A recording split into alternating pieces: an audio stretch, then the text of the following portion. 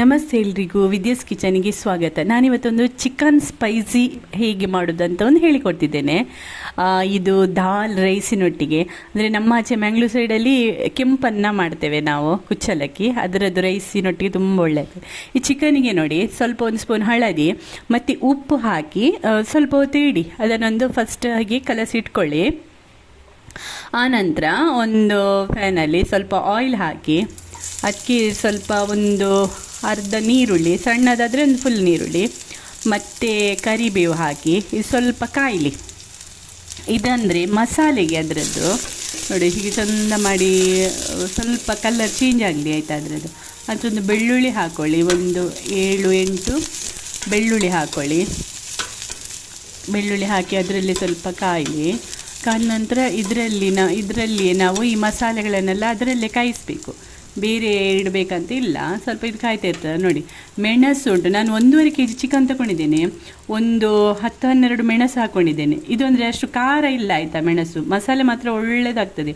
ಕೊತ್ತಂಬರಿ 3 ಸ್ಪೂನು, ಮತ್ತು ಕರಿಮೆಣಸು 1 ಸ್ಪೂನು, ಜೀರಿಗೆ 1 ಸ್ಪೂನು, ಚಕ್ಕೆ, ಲವಂಗ ಇದೆಲ್ಲ ಒಂದೊಂದು ಹಾಕಿ, ಮತ್ತು ಬಡಿಸೊಪ್ಪು, ಮತ್ತು ಅರ್ಧ ಇದು ಮೆಂತೆ, ಮತ್ತು 1 ಸ್ಪೂನು ಜೀರಿಗೆ ಹಾಕಿ ಇದನ್ನು ನೋಡಿ ಇದರಲ್ಲಿ ನಾವು ಸ್ವಲ್ಪ ಕಾಯಿಸಿ. ಇದು ಗ್ಯಾಸನ್ನು ಸಿಮ್ ಇಟ್ಕೊಳ್ಳಿ ಆಯಿತಾ, ತುಂಬ ದೊಡ್ಡದು ಇಟ್ಕೊಳ್ಬೇಡಿ.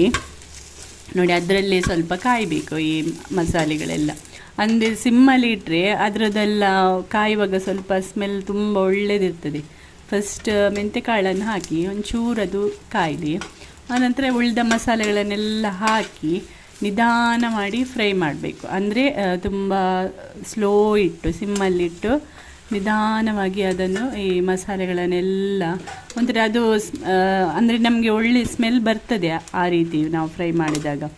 ತುಂಬ ದೊಡ್ಡದಿಟ್ಟು ಅದನ್ನು ಇದು ಮಾಡಬಾರ್ದು, ಕ್ಲೀನಾಗಿ ಹೀಗೇ ಒಂದು ನಿಧಾನದಲ್ಲಿ ಫ್ರೈ ಮಾಡಬೇಕು. ಆನಂತರ ಈ ಮಸಾಲೆಯನ್ನುಂಟಲ್ಲ ನೋಡಿ ಹೀಗೆ ಆರಾಮದಲ್ಲಿ ಹೀಗೆ ಹಾಕಿ, ಆನಂತರ ನೋಡಿ ಇದಕ್ಕೊಂದು ಸಣ್ಣ ತುಂಡು ಹುಳಿ ಹಾಕಿ, ತುಂಬ ದೊಡ್ಡದು ಬೇಡ, ಒಂದು ಸಣ್ಣ ತುಂಡು ಹುಳಿ ಹಾಕಿ. ಮತ್ತು ಇದು ಈಗ ಗ್ಯಾಸ್ ಆಫ್ ಮಾಡಿದ್ದೇನೆ.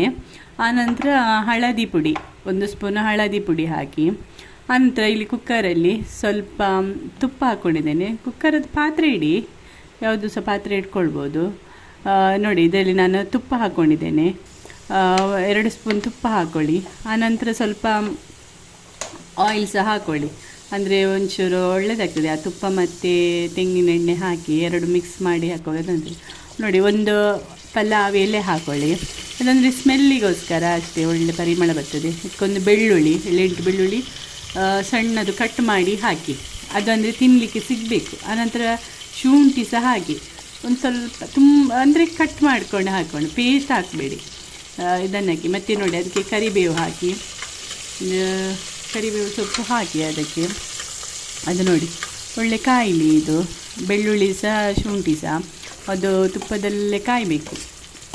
ಆನಂತರ ಇದಕ್ಕೆ ನೀರುಳ್ಳಿ ಹಾಕಿ, ಒಂದು 2 ನೀರುಳ್ಳಿ ಹಾಕಿ ಇದು ಸಹ ಹಾಗೇ ಒಳ್ಳೆ ಕಲರ್ ಚೇಂಜ್ ಆಗಬೇಕು. ಚಿಕನ್ ಎಲ್ಲ ಮಾಡುವಾಗ ನೀರುಳ್ಳಿ ಕಾದಷ್ಟು ಟೇಸ್ಟ್ ಜಾಸ್ತಿ ಇರ್ತದೆ. ಅಥವಾ ಒಂದು ಸಣ್ಣದು ಟೊಮೆಟೊ ಹಾಕಿ ಅದು ಸಹ ಸ್ವಲ್ಪ ಕಾದ ನಂತರ ನಾವು ಚಿಕನ್ ಉಂಟಲ್ಲ, ಉಪ್ಪು ಮತ್ತು ಇದು ಹಳದಿ ಪುಡಿ ಹಾಕಿದ ಚಿಕನನ್ನು ಹಾಕಿ ನೋಡಿ ಈ ರೀತಿ ಕಲಸಿ ಬಿಡಿ. ಒಳ್ಳೆ ಅಂದರೆ ಸ್ವಲ್ಪ ಹೊತ್ತು ಹೀಗೇ ಬೇಯಲಿ. ಆನಂತರ ಮುಚ್ಚಿಟ್ಟು ಬೇಯಿಸಿ. ನೋಡಿ ಈಗ ನೋಡಿ ಆಲ್ಮೋಸ್ಟ್ 3/4 ವಾಸಿ ಇದು ಬೆಂದಿದೆ. 3/4 ವಾಸಿ ಬೆಂದಾಗ ಉಂಟಲ್ಲ, ನಾವು ಆ ಮಸಾಲೆ ಉಂಟಲ್ಲ ನೋಡಿ ಹೀಗೆ ಸ್ವಲ್ಪ ನೀರು ಹಾಕಿ ಅದು ಮಸಾಲೆ ಮಾಡಿ ಇಡಿ. ಇದನ್ನು ನೋಡಿ ಅದಕ್ಕೆ ಸರಿಯಾಗಿ ಹಾಕ್ಕೊಳ್ಬೇಕು. ಮಸಾಲೆ ಉಂಟಲ್ಲ ಫುಲ್ಲು ಚಿಕನಿಗೆ ಕರೆಕ್ಟಾಗಿ ಸರಿಯಾಗಿ ಮಿಕ್ಸ್ ಮಾಡಿ ಕರೆಕ್ಟಾಗಿ ಅದು ಎಳ್ಕೊಳ್ಬೇಕು. ಉಪ್ಪು ಖಾರ ಎಲ್ಲ ಕರೆಕ್ಟ್ ಎಳ್ಕೊಳ್ಬೇಕು. ನೋಡಿ ಸರಿಯಾಗಿ ಚಂದ ಮಾಡಿ ಮಿಕ್ಸ್ ಮಾಡಿ, ಸ್ವಲ್ಪ ಸೆದಿರಬಾರ್ದು, ಚಂದ ಮಾಡಿ ಮಿಕ್ಸ್ ಮಾಡಿ ಅದು ಸರಿ ಒಂಚೂರು ಕುದಿ ಬರಬೇಕು, ಚಂದ ಮಾಡಿ ಕುದಿ ಬರಬೇಕು. ಅದು ಅಂದರೆ ಎಷ್ಟು ನಾವು ಅದು ಎಣ್ಣೆ ಟೈಪ್ ಬಿಡ್ತದೆ ಅಷ್ಟರ ತನಕ ನಾವು ಅದನ್ನು ಹೀಗೆ ಓಪನಲ್ಲೇ ಹೀಗೆ ಬೇಯಿಸಿ ಮುಚ್ಚಳ ಇಡಲಿಕ್ಕೆ ಹೋಗಬೇಡಿ. ಇದು ನೋಡಿ ಈ ರೀತಿ ಆಗಬೇಕು. ನೋಡಿ ಎಲ್ಲ ಮಸಾಲೆ ಇಟ್ಕೊಳ್ಬೇಕು ಅಂತ. ಲಾಸ್ಟಿಗೆ ಸ್ವಲ್ಪ ಕೊತ್ತಂಬರಿ ಸೊಪ್ಪು ಹಾಕಿ ಉಪ್ಪೆಲ್ಲ ನೋಡ್ಕೊಳ್ಳಿ. ಈ ರೀತಿ ಮಾಡಿ ನೋಡಿ, ತುಂಬ ಟೇಸ್ಟ್ ಆಗ್ತದೆ ಈ ರೈಸ್, ದಾಲ್ ಅಥವಾ ಸಾರು ಒಟ್ಟಿಗೆ. ಹೀಗೆ ನೋಡಿ ಮಾಡಿ, ಇದನ್ನು ಮಾಡಿ ನೋಡಿ, ಲೈಕ್ ಮಾಡಿ, ಸಬ್ಸ್ಕ್ರೈಬ್ ಮಾಡಿ, ಹೇಗಿದೆ ಟೇಸ್ಟ್ ಅಂತ ಮಾಡಿ ನೋಡಿ ನನಗೆ ಹೇಳಿ. Thank you so much.